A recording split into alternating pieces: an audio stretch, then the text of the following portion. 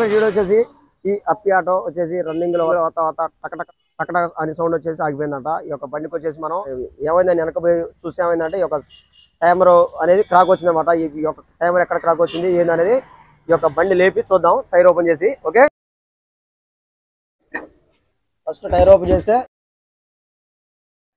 ఇక్కడ ఈ యొక్క టైమర్ అనేది క్రాక్ వచ్చి ఆగిపోయింది అనమాట. ఇది ఇక్కడ టైమర్ అనేది ఇక్కడ ఇరిగిపోయింది చూసారుగా.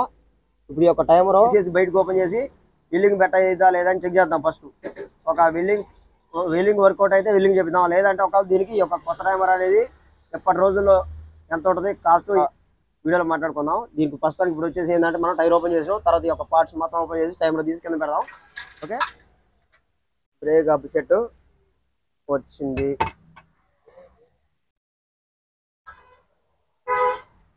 ఇప్పుడు కొమ్మ కింద దింపుదాం. కొమ్మ వచ్చేసింది. దీనికి ఎక్కడ ఖరాబ్ అయిందంటే చూసారా, ఇక్కడ ఖరాబ్ అయింది. ఇది ఆల్రెడీ బుష్ కూడా లోపల బిండ్ వచ్చేసింది అనమాట. చూసారా అలా ఖరాబ్ అయింది అనేది గొల్ల అయిపోయింది ఇక్కడ. ఇప్పుడు ఈ యొక్క టైమర్ అనేది విల్లింగ్ పెట్టి వచ్చా అంటే పెట్టడం కుదరదు అనమాట, ఎందుకంటే ఇది బాగా సీలిపోయింది. తర్వాత వచ్చేసి ఈ యొక్క బుష్ కూడా బెండ్ అయింది అనమాట. లోపల కూడా బుష్ ఆ పార్ట్ అనేది ఖరాబ్ అయిపోయింది, ఒక రబ్బర్తో సహా సైడ్ అయిపోయింది అనమాట. ఈ యొక్క బండికి వచ్చేసి ఏంటంటే ఈ యొక్క కొమ్మకు ఆల్రెడీ ఏంటంటే టైర్ కూడా ఒక సైడ్ ఇడ్జ్ అనేది అరుగుతుంది అనమాట.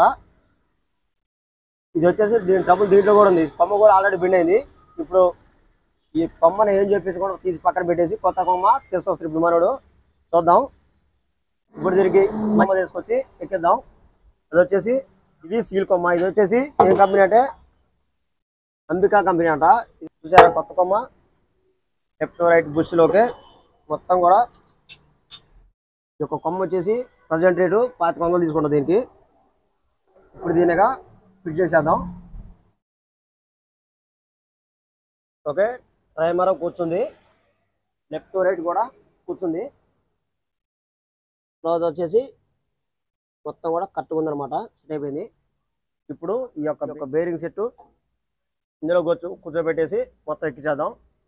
ఓకే, మొత్తం ఫిట్టింగ్ అయిపోయింది. ఇప్పుడు గేర్లో పెట్టి ఒకసారి బండి చెక్ చేసినాం, గేరు పడుతుంది, బాగానే ఉంది. ఇప్పుడు బండి దింపి ఒకసారి ఇలా రౌండ్ వేసేద్దాం. ఇది